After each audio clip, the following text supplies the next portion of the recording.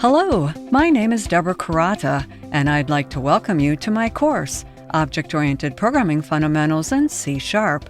This course takes you on a journey through the principles, practices, and terminology of object-oriented programming. Along the way, we'll build a sample application with unit tests so you can code along or use it as a reference for your own development. Some of the major topics that we cover include identifying classes from requirements, separating responsibilities for focused classes, defining relationships between classes, and leveraging reuse through inheritance, interfaces, and polymorphism. By the end of this course, you'll know more about object-oriented concepts so you can better leverage the features of C# to build well-crafted and testable applications.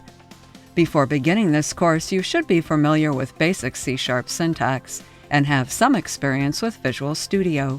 I hope you'll join me on this journey to learn object-oriented programming in C# at Pluralsight.